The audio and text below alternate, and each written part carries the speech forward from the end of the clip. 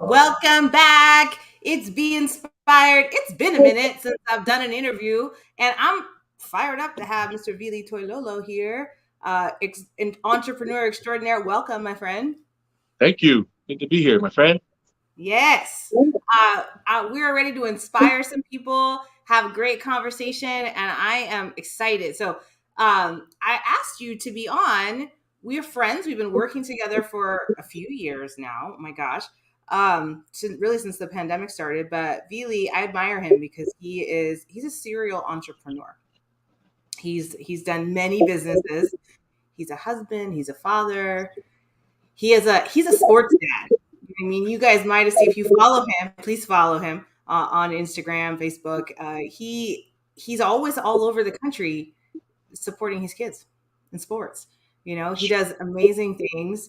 Um, and he was an employee. He migrated out of J.O.B. So I wanted him to share a little bit of that story. But he wears a lot of hats. Wife never sleeps for sure. She creates miracles, but he's an extremely genuine, very authentic person.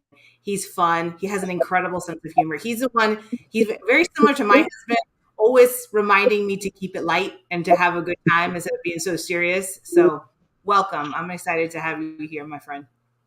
Thank you. And those of you who may or may not follow know that we truly look up to you. So it's such a blessing to work with you and work under you. You are leadership. You are my mentor and a business partner. And I'm just excited to be here to see what we can chat about because we enjoy you. Yes, well, thank you. I mean, I really feel like we have an incredible partnership, and we do all we can to lift everyone up. And you inspire me in a lot of ways. So I'm really curious, and the reason why I thought of this topic was because I always talk about entrepreneurship, and I interview different people, but you have a very unique case that I think a lot of people would want to hear this story. So I would love for you to share a little bit. How did you migrate out of the working world into entrepreneurship? What was maybe the last straw for you? Thank you. So about 4 to 5 years prior to the departure from the 9 to 5, we had this huge meeting nationwide, and they basically told us that they were going to streamline. So the writing was on the wall that there were three of us facilities managers that took care of the buildings on the island, and they told us we were going to shrink it down to one in 4 to 5 years. So I figured, well, if I'm not going to leave, they're probably going to excuse me. I was not the favorite. I won't go there. But those of us who've been in job settings, we know who's the favorite and who's not. Well, I was like a black sheep, so I already knew I better prepare to leave, otherwise I'm going to be excused. And it was an agreement at the end, but anyways, that's why I was preparing. So I would do a lot of different legit legal businesses. We had the only dollar store, even now till now, the only dollar store in our island, our side of the island. A lunch truck, which was pretty expensive. A kiosk at one of the biggest tourist attractions here, the Polynesian Culture Center. It was like a snack kiosk, amongst other direct sales things that I was trying to do just to like make the exit, like you said, like the exit plan. They didn't always work out, which is why I'm so glad that we found Revolution Financial Management, WFG, because everybody needs this. I'm not gonna downplay other businesses that I did, but it was depending on if you decided to improve yourself in that part of life, then it was a good fit for us as far as those who we represent our clients. But looking around, and I'm not judging, even including ourselves, everyone needs financial help, whether it's to grow, protect, or save their money. And then you combine that with great leadership. That's what I was alluding to earlier in yourself and the other senior marketing directors that we work with. And it's like a perfect fit. And that's why I'm just so grateful to be here. But that was my quick story of how I exited It's the interesting GFP. though, because you saw the writing on the wall. I say that a lot too in regards to medicine. I knew that I wasn't going to be able to have all the things that I wanted. And I started looking at how much was I going to pay in student loans and mortgage and food and gas and da da da da da. And I went through that and I went, that's not enough for the life that I want to lead. So for me, I wanted the education, but I came because I knew that being an entrepreneur was going to give me the ability to create the life that I wanted versus where I was, even though I was going to be well paid, you know? So it's a journey for you. So why do you think it's so hard for people to step out of their job? Because you did something big. You left your job. And you didn't talk about all the things that you've done, but like you've done real estate, you've done different businesses. But how did you make that jump? And what do you think what quality does it take to actually make that jump and go towards entrepreneurship and leave the J.O.B behind? It's cool because you can fill this whole space with this topic, and in talking with you and taking notes on your journey. It's amazing to think like, man, this isn't enough. We need to do multiple streams of income. The place is not a good fit. So how? So when I stepped away, I'm gonna tell you, 2019 was the toughest year of my life. I can smile and chuckle at it now, but I was not smiling back in 2019. It was very tough.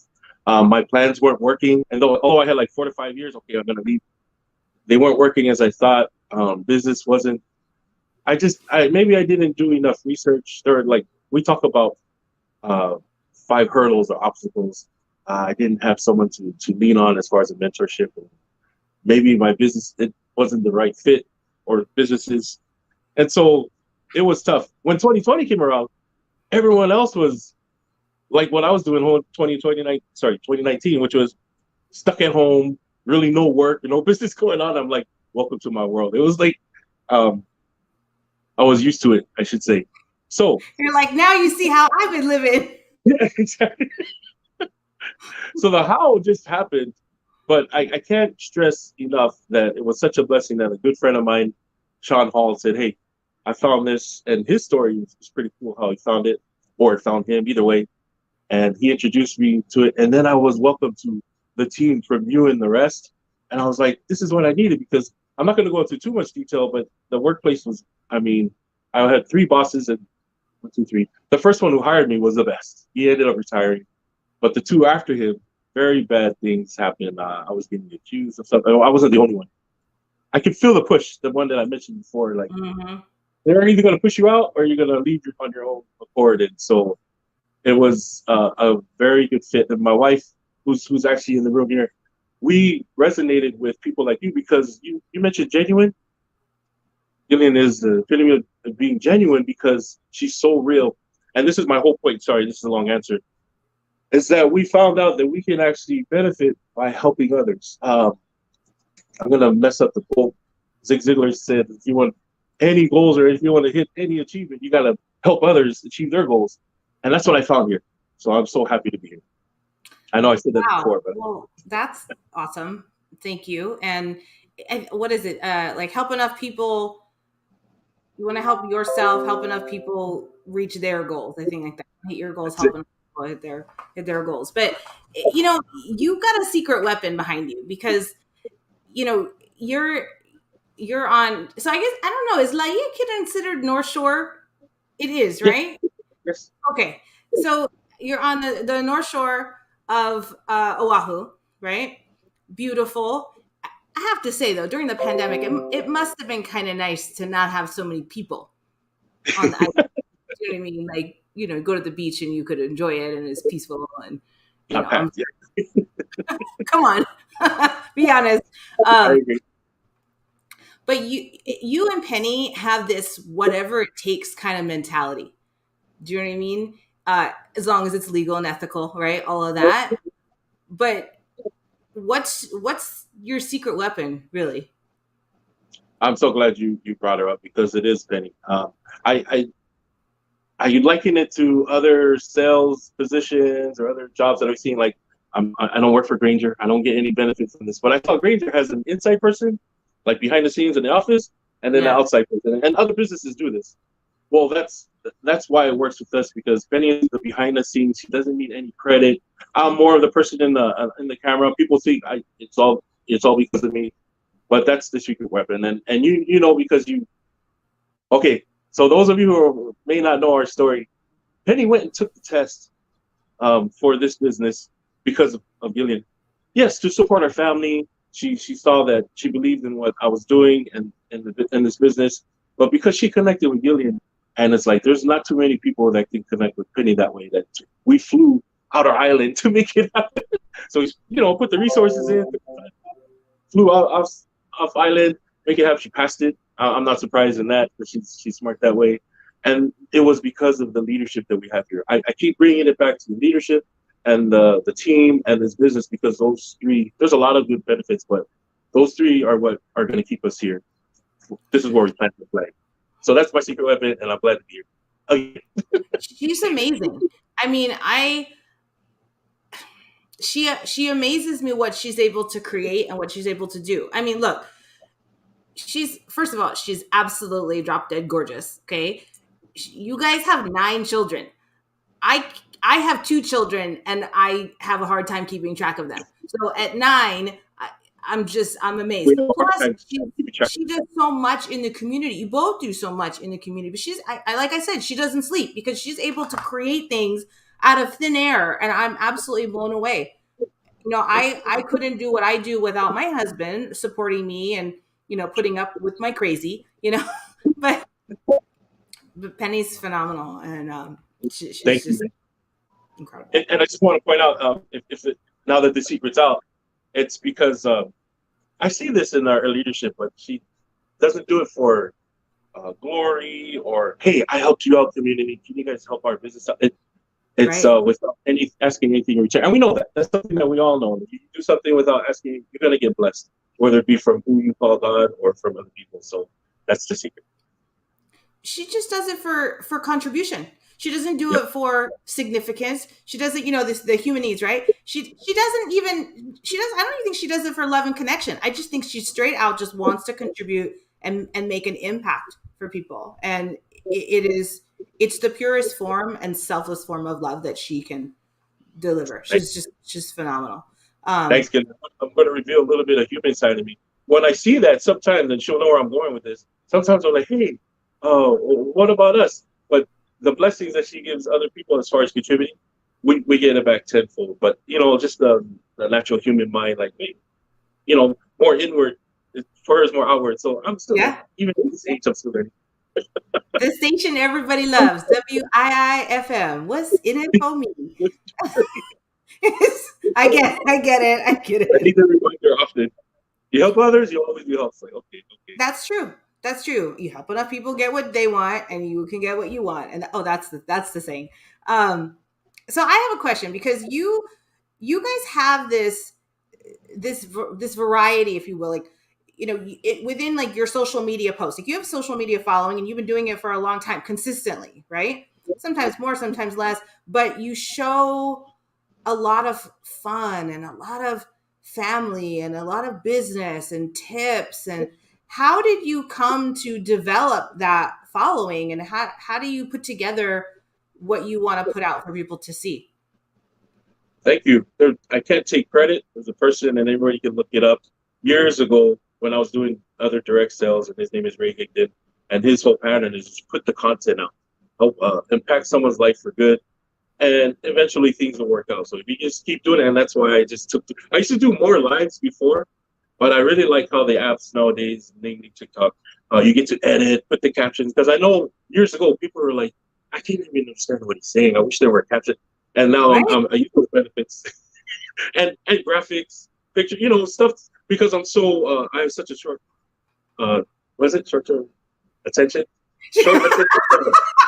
Short attention span. I Right love there, it. different things right there. That I want to make my videos like, like that. So my point is, I like the apps now versus live. I bore myself when I looked at my first live, but I know you know this because you put out content as well. The first ones, it's funny to laugh at, but you had to get through that in order to get where you're at today. I mean, look Yeah. what you're doing today. You inspire many through Gigi Inspire. Look her You up know, on thank IG and you. Facebook. Yep. I can't look at my old stuff. I'm like, You too. oh, it's like cringeworthy every time. Oh, this is terrible. Stop talking. Stop. I have to stop. Stop talking. Too much ums and likes. I can't. Yeah. Um, no, but I understand. It does evolve over time, and you get better. And you will still look in 10 years. You'll look back and go, "What was I saying?" Even at the time where I thought I was doing great, But but it's I know you can attest to this. There are many people, even if it's just one person, but there are many people that come along the line and say, "Gideon, thank you for that. I really needed to hear that," and including myself. I remember watching stuff like, "I really needed to hear that today." So you're helping someone out there, and it's there permanently unless you delete it. So it's good. I'd say leave it up there. Leave all my Thank you. mistakes and my kids running around in the background. I'm gonna leave it up there too. But those are the best because they're real. Nobody's trying. You're not trying to fake. Look, hold on. Let me put my dad post out. Like you're just. This is what I do, and so what I what I'm trying to get the picture of. And it's funny because I wanted to talk about your kids. This was my last question, but you know, we juggle all of it, right? There's no, you don't get to turn the volume down on most things, right? It may just be, it may be temporary. You like, faith, family, business, philanthropy, what you contribute, all these things, like they're all, running at some point in your life, but you don't get to choose which one's going to need your attention at which time. So you just have to do it. Now, if you're like, I want to put a social media post out and your kids are in the background, like Ava's like on your on your shoulder, or Liv is running around, or Thomas like shirtless, you just have to go with it because it's what it is, Sure. but that's real. And that's the beauty of social media. Because a lot of times I think people think, oh, my life's boring. I don't have anything beneficial to say. And sometimes when I'm getting ready to do a live, I'm like, who am I going to inspire right now? But you don't realize who is watching, who is seeing your stuff, what day they're having, or what message that they needed to hear that helped them push through one more day. And they're like, if that guy could do posts about business or sport or whatever, and his kids are climbing all over him, like I could do it too, It's great.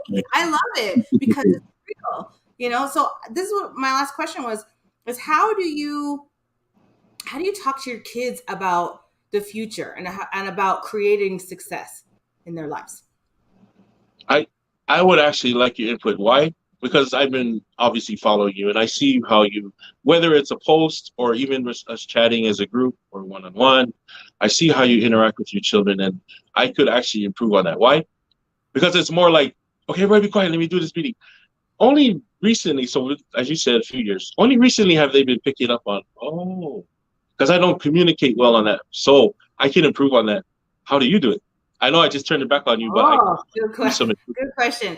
Well, improvement. okay, so you put me in the hot seat, which is a good thing. I can be very impatient. I am not the most patient person. So I have a tendency to fly off the handle sometimes. My kids can make me crazy because the wrapper of something that I've told them 5 times to put away and throw out, it's still there. And then the towel that's wet from the pool on the floor, on the carpet in the hallway. And I'm like, I don't know how many times I have to tell you guys that mold and mildew will get in the carpet. And then, you see how this Yep, can go, I got right? So I have all that. But what I try to do is I try to make sure that number one, I try to give them 10 minutes of face to face eye contact, no phone, one on one every day. And it's not always easy, but I try to do it, whether it's like right before bed or in the morning or homework. Again, I'm not the most patient even with homework. I've had to work through it and like breathe. There's challenges too. I did a post the other day about dealing with your kids. But the other thing is that I try when I have the opportunity to make sure that they know how much I love them. So I hug them a lot if that's their need. Like my older one, today's her birthday. My older one, she is very lovey, huggy, emotional. So as much as I can, I touch her, I hug her, I give her kisses, I do all that I can. So she knows that I love her, but she's also going to know there's going to be times when she pisses me off, it. and I'm going to have to like say something about it. Yes. But I try as much as I can. I have like, I don't know, I think the little one and I were counting the number of nicknames that I have for her. We have so many, and it's because we were in the store and I call her Boo, right? And I always say, hey Boo, we're at the store and it's Halloween, so all this stuff is out. And I was like, look, what does that pillow say? And we're still having a hard time with reading. And she was like, I was like, it says, hey Boo. She was like, that's what you say. So like making those little connections so that they know that we're bonded, because then there's going to be these other times where I'm like, this is not okay. You know what I mean? No, So really. Right. that, Go ahead. and then I talk to them about, I want them to see also, as I work hard, right? Because they, like you said, your kids are starting to understand more. You're on a Zoom, it's part of business, it's what you're doing. When the pandemic first started, I was like, I don't come here. I don't want anybody to see you. I don't. Da, da, da. Now I'm like, this is part of my life, and I want them to feel like they can be included because success means nothing without them. That's true. You know? The best thing I was said this whole time. Success means nothing without it. Yeah. So that's what I do. You know, and you know, and a lot of people talk about affirmations, having your kids do affirmations. I'm not that consistent with those, but they do hear me. Ariel, the younger one, she hears me on Zooms when I'm talking to people and some of the stuff that I'm saying. You don't realize that they're listening, Yes, you know, and they catch a lot of it. So you don't necessarily need to tell them so much, but they need to see you live it. definitely. You know? I'm, So I'm glad you said that because I had to explain the whole switch, right? It was around the pandemic, and all they see me is on the phone or the computer, and that's it. So the older ones, at least, traditionally, they're like, so dad usually leaves in the morning and comes in the afternoon. yeah, What is he doing now? So I had to explain to them that this is actual work. And to a few friends, I know that you may remember this, Gillian, that I have a few friends who are like, well, if you're not swinging a hammer, you're not working. This is actually more exhausting than when I was doing construction on the side, or with the fix and flips, or when I was out there working with a hard hat or whatever have you. This is more exhausting because I am beat when it's like the other day I had my first two, and thank you and Joel for helping me with my training appointments while I was a field trainer. I was beat afterwards. I was exhausted. I was like, man, I felt like I just ran 3 miles straight. It's like because of the what's going on here and making sure, and I know we had a little laugh afterwards because you're like, I can tell you're nervous. I was like, I was very nervous. I'm so used to just sitting in the background like, yes, everything they say is true. Go for it. And then having to run the conversation. But yes, I had to explain to the children that this is real work. And the results that they see from what I'm able to do from the compensation or the blessings, I just tie them together like, oh, so you can work this way too, kids or friends.